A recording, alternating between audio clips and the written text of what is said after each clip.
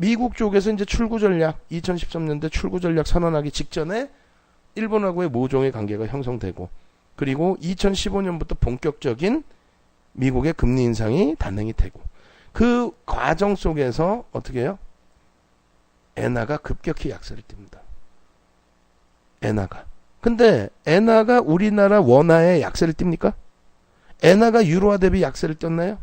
엔화가 다른 국가 대비 통화 대비해서 약세를 떴어요? 아니죠. 미국 통화 대비해서만 약세. 그러니까 모종의 관계. 결론적으로 달러의 강세는 엔화의 약세에 기인된 부분이 상당폭이다. 그렇게 놓고 보시면 돼요. 그러면 모든 기준점은 지금 듣는 제가 드리는 얘기가 좀 어렵다 그러면 그냥 흘려드리시고 마지막에 핵심 포인트만 잡아드릴게요. 그러면 엔화의 기준에서 잘 보시면 그만큼 안전자산으로의 회귀, 안전자산 이런 기준으로 설정이 된단 말이에요. 요때가 언제예요? 다시 엔화가 강세를 띨 때. 125엔, 1달러를 주면 125엔을 받아. 근데 1달러를 주면 100엔뿐이 못 받아. 125엔을 받다가 100엔뿐이 못 받아. 그럼 달러가 약세인 거고 엔화가 강세인 거죠. 다시 강세를 띄었단 말이에요. 뭐 띄는 건 좋은데 2016년 6월 24일이 브렉시트가 터진 날입니다. 브렉시트가 터졌을 때 변동성이 이만큼이에요. 응? 브렉시트 또 터졌을 때 또 난리가 났죠. 와우에서. 제2의 서프라임이네, 제2의 리먼 브러스네, 말 같지도 않은 그런 문제가 불거진다면, 그러니까 지금도 시장이 굉장히 뭔가 위험하고, 이거 대세 하락의 기준이 잡힐 수도 있다라고 한다면 첫 번째는 여기서부터 여기까지 폭락에, 달러 가치의 폭락, 엔화 가치의 강세, 이게 형성이 돼야 되는 거고요. 두 번째로는 저런 흐름까지는 아니더라도 그러면 브렉시트, 누구나가 다 와 공포감을 느꼈던 브렉시트, 원래는 호재라고 그랬죠. 그 호재를 공포감으로 느꼈을 때 엔화 자체의 변동성입니다. 달러 대비 엔화의 변동성 어마어마하죠. 음봉 크기가 퍼센테이지 기준이 월봉으로 보셔도 그렇지 주봉으로 보시면 더 심각해요. 커졌었단 말이야, 주봉으로 보시면. 근데 그게 한번 커지고 제한적으로 끝나요. 여기 보시면 주봉상의 기준 여기서부터 여기까지잖아요. 근데 이 충격으로 끝나버린다니까? 돌려버리잖아. 결론적으로 지금은 어때요? 지금은 저런 변동이라도 있나요? 저런 변동이라도 있어요?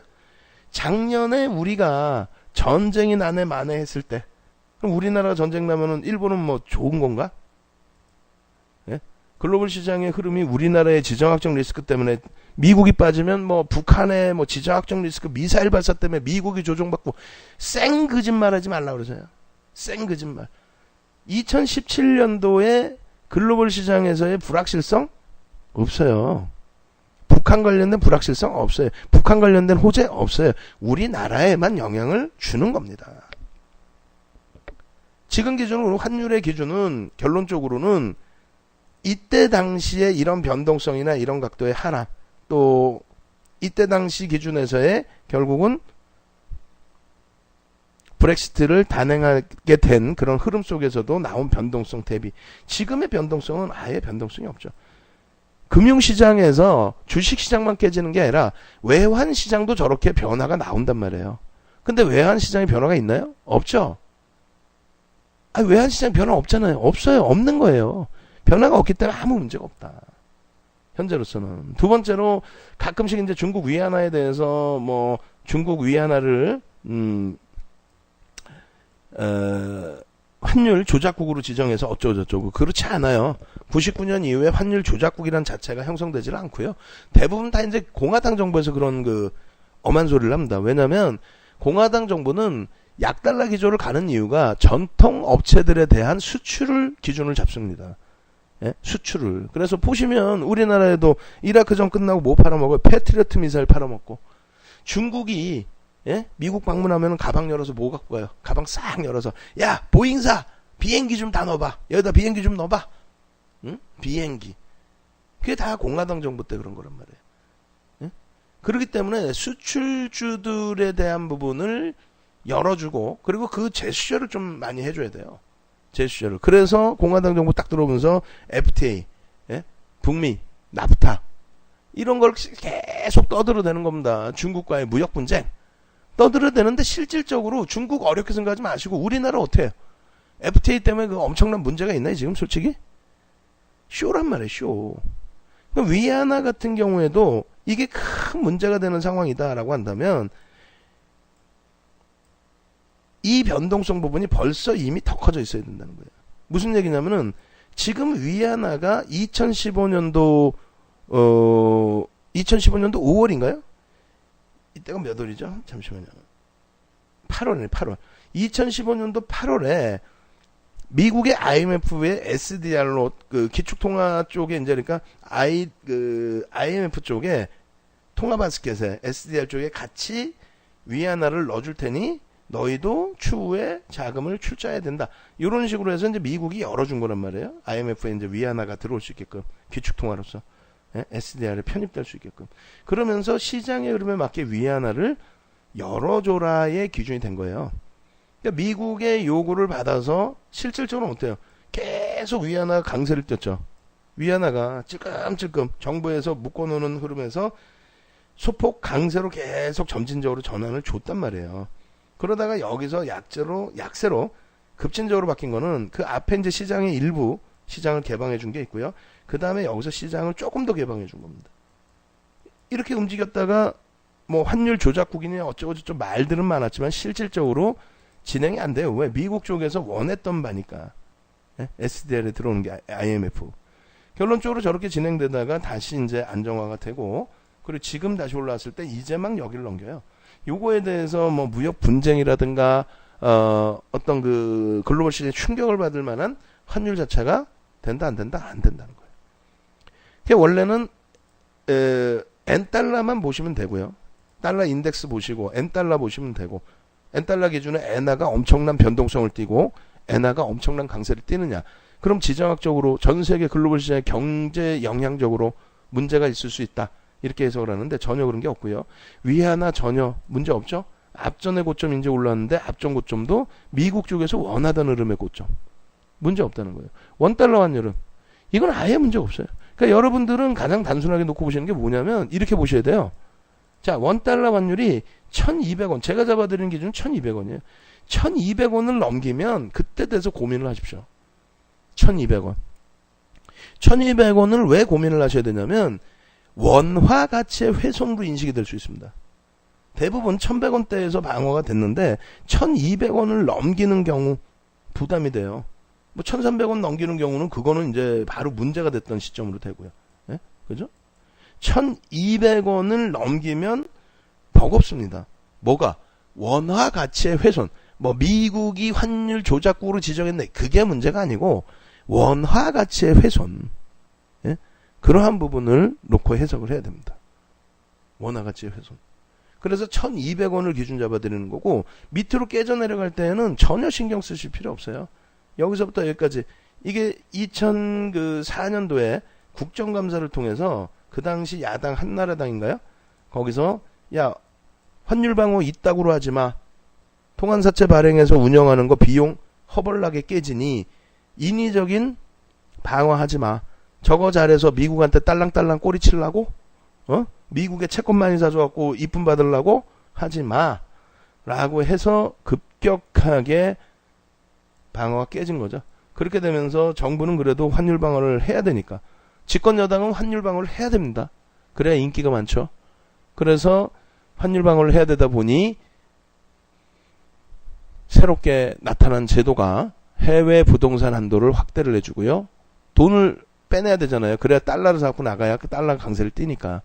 두 번째로는 해외 펀드에 대한 자유화를 시켜버립니다. 그래서 해외 펀드라는 게 없었어요. 해외 펀드 중국에 투자할 수 있는 자격, 적격 자금을 갖고 있던 것이 프루덴셜 증권 하나였습니다. 근데 미래에셋 얘네들이 거짓말 깠죠. 예? 여러분들한테 거짓말하고 인사이드 펀드 한 달 만에 4조 땡길 때 중국에 몰빵하겠다고. 그것도 불가능한 건데 정부가 다 밀어준 거야. 미래에셋 대우가 지금 미래에셋이 대우를 먹는다는 게 말이 돼요. 그 당시에 정부가 어마어마하게 밀어줬지. 결론적으로 그 당시에 해외 펀드가 한 44조 형성이 됩니다.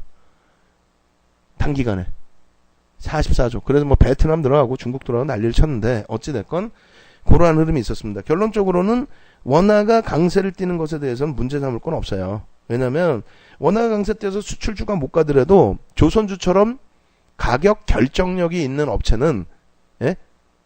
랠리가 지속됐고요. 삼성전자나 현대차처럼 가격 경쟁력이 필요한 쪽은 저 당시에 주가가 굉장히 어려웠죠. 특히 1,000원이 이탈되고 900원이 이탈되는 시점에서는 삼성전자가 시장은 폭등하는데 삼성전자가 마이너스 30%가 나옵니다. 이거는 무섭지 않다라는 거예요. 시장은 삼성전자 폭락을 해도 수출주가 폭락을 해도 시장 급등이 나왔어요. 원화 가치에 대해서 긍정적인 해석. 서민들도 좋고 사실은. 근데 이제 수출주 위주의 흐름이기 때문에 우리나라 경제 동향이 수출이 70%죠. GDP에. 어찌됐건 그래서 1,100원대 환율을 정부나 기업들이 선호를 합니다. 그러니까 여기서는 문제가 없어요. 불과 얼마 전까지만 해도 1,100원 떨어졌어요. 수출주도 큰일 났어요. 엉엉엉 울고 불고. 응? 근데 그것도 바보짓거리라고 그랬잖아요. 조선주들은 환율이 900원까지 깨져도 폭등 랠리가 나왔다고 그랬잖아요. 그러니까 삼성전자, 하이닉스도 가격 경쟁력이 아닌 가격 결정력이 있기 때문에 환율이 이탈되더라도 지금 현재 시장 동향에서는 긍정적일 수 있다. 그럼에도 불구하고 1,100원 깨지니까 엉엉 울었죠. 예? 방송에 나오는 사람들 다 울고 불고 뭐 아이고 기술주가요, 수출주가요. 수출주가 뭐 어때서 1,000원까지 아무 문제 없어요. 예? 1,000원이 이탈돼도 그렇게 큰 문제는 없습니다. 1,000원 이탈되고 900원 내려가면 문제지. 그럼 여러분들이 보시는 환율은 뭐라고요? 1,200원. 원화 가치가 훼손이 되느냐? 무슨 이유로 훼손이 되느냐? 달러가 진짜 어마어마한 강세를 띄어서 훼손이 되느냐? 다른 화폐들도 훼손이 돼 있느냐? 그렇지 않고 우리나라만 훼손됐다. 그건 굉장히 큰 문제가 될 수 있죠. 그죠? 강세에 대해서는 크게 문제 없습니다. 속은 거죠. 인사이드 펀드 같은 경우는. 결론적으로 환율 결론 내드립니다. 달러 인덱스의 흐름에 있어서 변동성이 이렇게 뭐 부담스럽지 않고요. 그리고 달러 인덱스에 지금 현재 96, 뭐 97 왔다 갔다 하는 것도 전혀 부담스럽지 않다는 거고요. 그리고 달러 N 환율, N 달러 환율을 놓고 볼 때에도 지금 변동성이 글로벌 시장에 어떤 문제가 불거져 있는 변동성은 절대 아니라는 거고요. 눈으로 다 보셨죠? 그리고 마지막으로 원달러 환율에 있어서 아이고 원화가 너무 약세를 떼서 1,200원 넘기면 그때 주의를 하십시오. 저도 주의를 할 겁니다. 야 이거 원화 가치 너무 크게 훼손됐습니다라고. 그거 아닌 이상은 그냥 일반적인 장세다. 거기에 금융시장, 주식시장만 변동성이 확대되어 있을 뿐이다. 차익 실현에 대한 욕구가 많을 뿐이다. 이렇게. 자, 이렇게 해서 외환은 넘어갑니다. 예. 외환 환율 시장 뭐 좀 이해는 안 되더라도 그래도 일부는 알아들을 수 있겠다 하시는 분들 45번. 예? 너무 어렵다. 뭐 하시더라도 45번 출석 검사하게 그냥. 예? 이 정도면은 녹화 방송 다시 보시면 알아들으실 거예요. 그래서 별거 없다. 변동성이 뭐 눈에 띄게 바뀐 게 없는데 왜 자꾸 방송에서 여러분들 고민스럽게 막 혼란스럽게 하고 하시고 싶은 얘기들 많은 분들이 많아요. 근데 그거는 여러분들이 간단하게 몇몇 기사 보고 몇몇 시황 분석 내용 보고 말씀하시는 거고 윤정도는 30년 주시겠다고. 30년 주식하면서 환율 동향 쭉 봐왔고요. 지금의 환율 전혀 문제 없습니다. 전체가 깨져야지. 리먼 터질 때 전체가 깨졌지 주식시장만 깨졌나요? 아니죠. 채권시장 마찬가지예요. 채권 가격의 하락, 뭐 채권 금리의 상승 어렵게 생각하실 필요 없어요. 이 부분 다시 보여드리면 우리가 채권금리라는 것을 여러분들이 시장 참여자분들이 채권금리라는 것을 아시게 된 건 언제예요? 올해 2월입니다. 그 전에는 거의 신경을 안 쓰셨어요. 뭐 채권금리 아시기는 아시겠지만 신경을 안 쓰셨단 말이에요. 그리고 지금 3.065예요. 그럼 폭등 나와야지. 무슨 말이냐면은 채권금리가 2월 달에 형성이 돼 있었을 때 2월 달에 채권금리가요 2.86 거기서부터 움직임이 나왔단 말이에요. 2월 달에 2월 달에 2.86 올해 2월 달에 그렇게 되던 것이 2.86에서 이제 쭉 치고 올라가니까 와 이것 때문에 시장이 깨졌어요. 뭐 별의별 얘기를 다 했죠. 이것 때문에 시장이 깨졌어요. 뭐 미국의 다우지수가 1500포인트 변동이 나왔는데 왜 그랬어? 10년 만기 미 국채 선물이 금리가 2.88을 넘겼어. 뭔 소리야? 결론은 뭐예요? 그때 미국 증시가 2월이 바닥이란 말이에요. 2월이 바닥이 되고 3.3까지 올랐어요. 3.22까지 올랐어요. 그러면은 2.8에서 3.2까지 올라갔으면은 그럼 추가적인 폭락이 나와 있어야죠. 왜 폭락이 안 나와? 그리고 지금 다우지수가 그 당시에 1500포인트 변동이 나올 만큼 미국의 국채 금리가 엄청난 변동을 줬나요?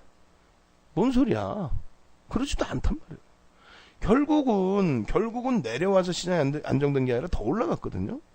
금리를 올리면 올릴수록 더 올라갈 수밖에 없어요. 근데 그걸 가지고 뭐 어쩌라고. 안전자산으로의 회귀가 형성이 되면요. 안전자산으로 회귀. 그럼 채권 가격이 어떻게 돼요?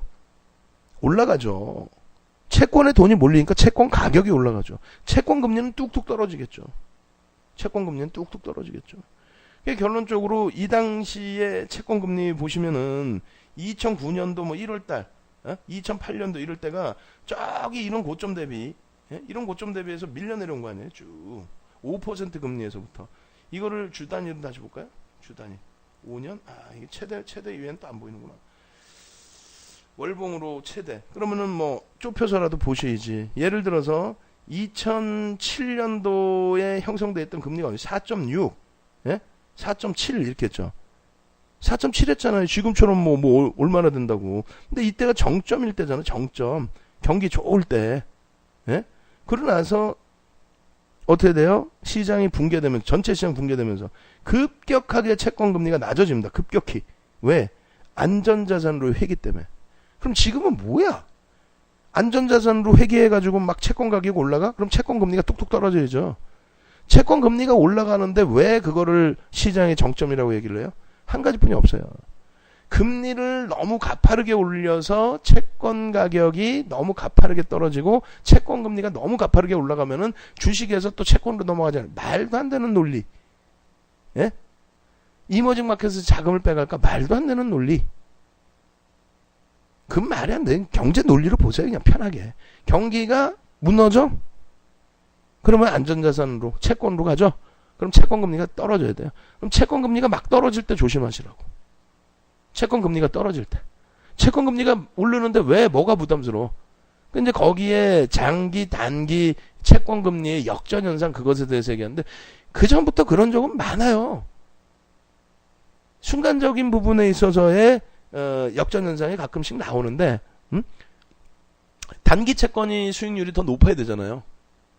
낮아야 되잖아요. 장기 채권이 높고. 근데 그게 이제 가끔씩 역전되는 현상이 있어. 근데 그것에 대해서 그 역전 현상이 어마어마한 문제거리로 불거지거나 그러진 않아요. 그래서 좀 이 채권 금리에 대해서도 차분하게 생각하세요. 채권 가격 자체가 올라간다. 안전자산으로의 선호다. 지금은 채권 금리가 올라간다. 채권 가격이 떨어지는구나. 채권 가격이 떨어진다는 거는 투기 자산으로 자금이 좀 몰려지는구나. 주식시장으로 돈이 들어오는구나. 이렇게 생각하셔야죠. 왜 그걸 거꾸로 생각해? 그러니까 갖다 붙일 게 없으니까 그래요. 근데 이제 지금의 하여간에 그럼 윤정도보다 똑똑하신 분들이 시황이라기보다 전체 시장의 경제 논리를 써놓으시는 부분은 뭐냐면 채권 수익률이 급격히 올라간다라는 거는 금리를 급격히 올리는 거 아니냐. 금리를 급격히 올리는 것 때문인데 너무 지금 금리가 빠르게 올라가는 거 아니냐. 이 내용이에요. 경제 동향에 대비해서. 근데 항상 그런 논리는 양쪽에서 다 제기가 되죠. 적절하다 아니면 빠르다. 근데 미국의 연준 의원들이 다 바보입니까? 뭐 정치에 휘둘려서 올려요? 아니잖아요. 그 정치 논리가 그러면은 뭐 민주당 때와 공화당 때와 똑같나? 서로 으르렁대는데? 그럼 민주당 때 올렸으면 공화당 때 내리든가. 그것도 아니잖아요. 연준 의원들이 가장 미국에서 뛰어나다 하시는 분들이 의원들이 되셨을 거 아니에요. 연방의 은행 총재분들. 그 분야에서는 그분들의 다수가 금리를 올린다는데 왜 그걸 갖고 시비를 걸어요? 해석만 좀 잘 해드리면 되는 거죠. 결론은 2004년 6월부터 2006년 6월까지 그때 당시에는요. 1년에 8번 FOMC 회의가 열리죠. 8차례 내리 올렸어요. 올해 지금처럼 올해 뭐 2번 올리네, 4번 올리네, 내년에 몇 번 올릴까 이게 아니고 8차례 내내 올렸다고. 다만 그때는 다른 국가들도 다 같이 동참을 한 거고 지금은 유럽이나 일본이 아직까지 동참을 못하는 상황인데 일단 유럽은 지난해부터 긴축을 단행했고요. 드라기 총재 이제 임기 만기된 이후에 금리 올린다라고 얘기를 했고 일본 쪽 같은 경우에도 8월 달에 BOJ에서 이제 우리도 긴축할 거예요 라고 발표를 했죠. 그렇기 때문에 일단 바닥금리는 벗어난다고 보시면 돼요. 거기에 이제 이미 미국 올렸죠. 그 다음 브렉시트를 단행한 영국도 그만큼 경기가 좋으니까 브렉시트를 단행한 거예요. 영국 올렸죠. 캐나다 올렸죠. 우리나라 올렸죠. 그리고 나머지 국가들도 마찬가지입니다. 동남아도 좀 올려요.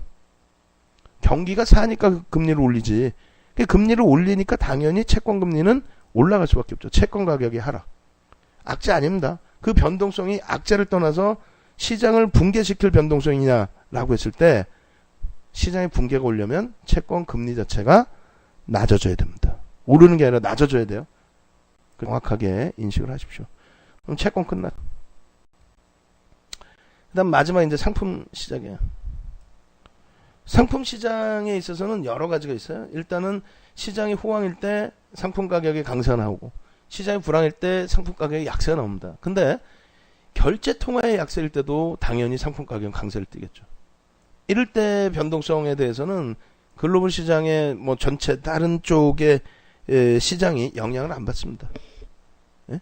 그리고 이제 뭐 중동 지정학적 리스크라든가 이런 부분에 의해서 유가 변동이 일부 있을 수 있고요.